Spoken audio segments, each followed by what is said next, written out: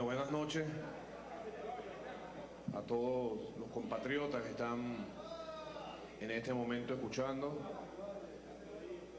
Estamos ya culminando esta jornada que ha sido seguida con atención por todo el país, por todo nuestro pueblo.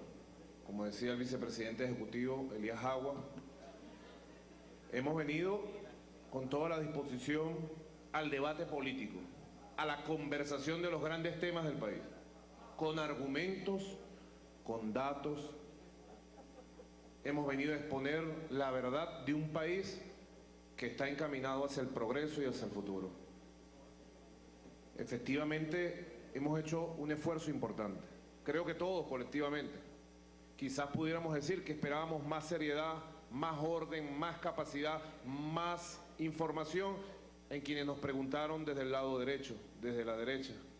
Pero bueno, ya queda en manos de ellos. Nuestro país ha visto, como nunca antes, en cadena nacional, con la mayor libertad de expresión conocida en toda nuestra historia, un debate político de los principales problemas del país, propuesto por el presidente de la República. Este es el camino de la verdadera democracia, de la nueva democracia, de la democracia que está en la Constitución bolivariana. El camino de la verdadera libertad de expresión. Ahora, hoy vinimos a un tema, que era el tema de la vicepresidencia económica financiera.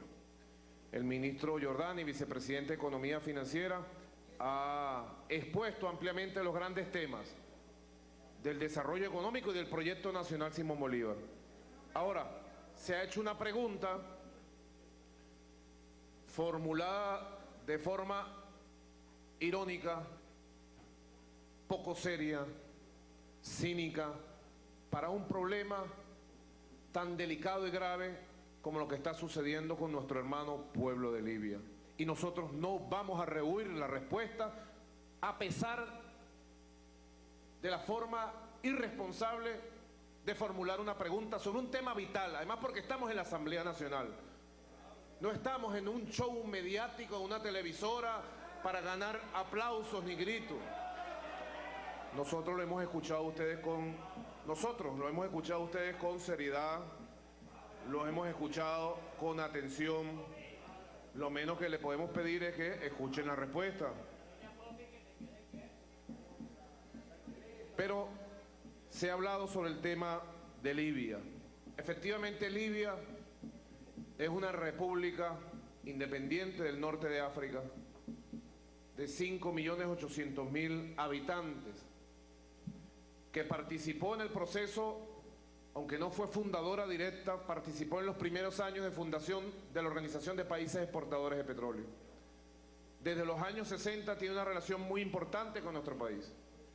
En 1969, un seguidor de Gamal Abdel Nasser, el coronel Gaddafi, encabezó una revolución popular nacionalista que recuperó los recursos naturales, fundó la República Independiente, reunificó Libia en una sola nación de 14 tribus del desierto del norte de África y ayudó a consolidar organizaciones vitales en la lucha por la recuperación de los recursos naturales de los pueblos del sur, por la consolidación de las economías independientes de los pueblos del sur.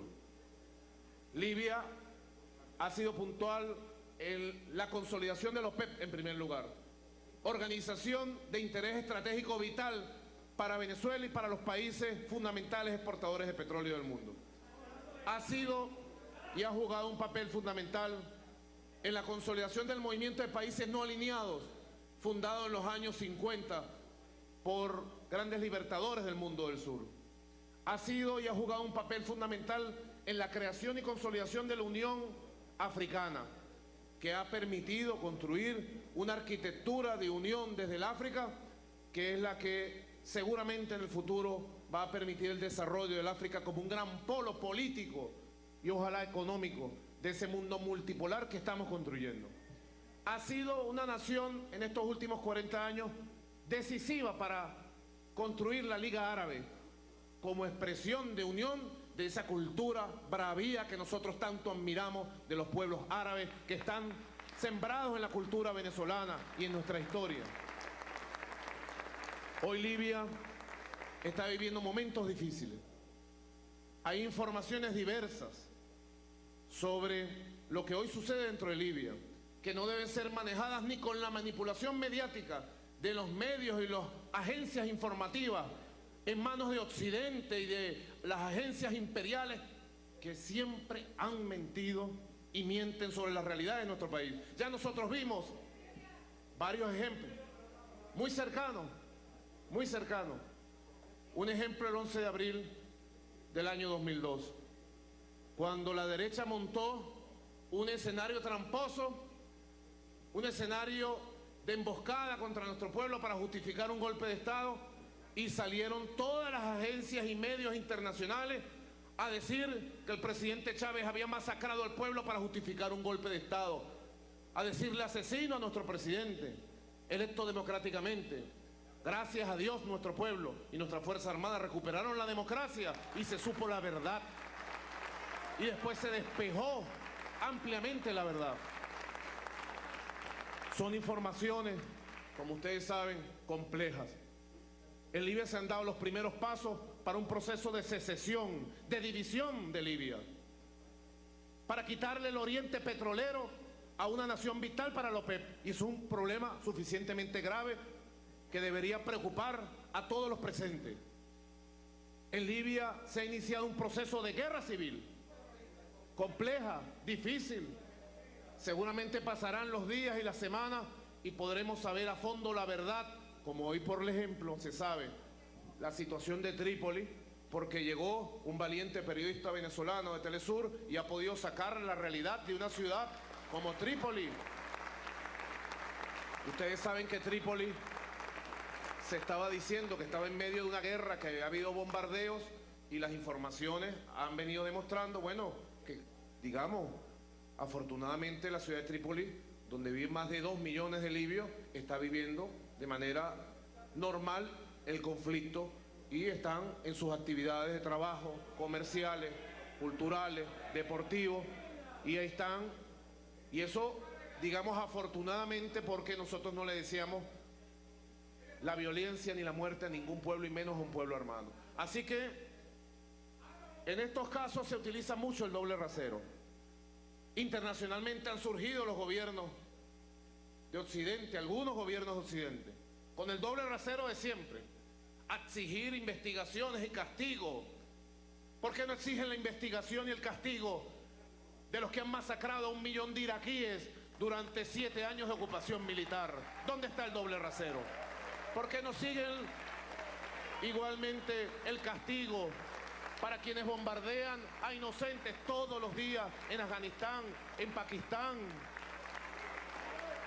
Son igual de asesinos quienes así lo hacen. Nos gustaría ver el pronunciamiento, no solo de estos gobiernos, sino nos gustaría ver el pronunciamiento de los dirigentes que sienten verdaderamente con sensibilidad humana cualquier conflicto armado que pueda haber. Nosotros repudiamos la violencia, pero hay que analizar el conflicto libio con objetividad. Están creando condiciones, como hoy denuncia el líder de la revolución cubana, Fidel, en un importante editorial, Danza macabra del cinismo. Se están creando condiciones para justificar una invasión a Libia. Y el objetivo central de la invasión a Libia es el mismo objetivo que tuvo George Bush, el petróleo. Tomar el petróleo de Libia, desgajar a Libia en 20 pedazos y quitarle a la OPEP uno de sus puntuales fundamentales. Nosotros abogamos por la paz del pueblo libio, porque mantenga su unidad nacional, porque por la vía pacífica consiga respuesta a sus problemas, porque cese la guerra civil, porque no se aúpe el ataque armado a las instituciones del Estado. Y tendríamos que preguntar también qué sucede en cualquier país del mundo en que un grupo armado, en este caso todavía hay que identificar de qué caracterización o característica. Algunas informaciones dicen que han fundado un sultanato, algunas dicen vinculado a Al-Qaeda, etc. Hay diversas informaciones que el tiempo irá aclarando. Si un grupo armado de cualquier característica ataca cuarteles, ataca instituciones públicas, son acciones de guerra civil que han provocado acciones de guerra que deben ser vistas con la mayor objetividad y no deben servir de excusa y justificación para poner flotas armadas de países occidentales para ocupar militarmente a un pueblo soberano como el pueblo libio. Abogamos por la independencia, por la paz, por la soberanía del pueblo libio. Ahora, nosotros sabemos bastante de masacres, bastante. Sí, la de Cantaura, la hizo un gobierno de ustedes. La masacre de hace 22 años, nosotros la vivimos, compatriotas. La vivimos en Caracas, la vivimos en el Nuevo Circo, en San Agustín, en Caricuao, en la avenida Sucre, en la avenida Urdaneta. Nosotros recogimos bastantes cadáveres de hombres y mujeres del pueblo trabajadora, de Loízas y de pueblos de la época, masacrados por los fusiles que mandaron a apuntar a un pueblo. Por eso sería bueno que ese tipo de masacres que jamás han sido condenadas por algunas de las fuerzas que ustedes representan, algún día recibiera la condena, como ha recibido la condena de nuestro pueblo, para que no se repita jamás ese tipo de masacre. Se dice la espada de Bolívar.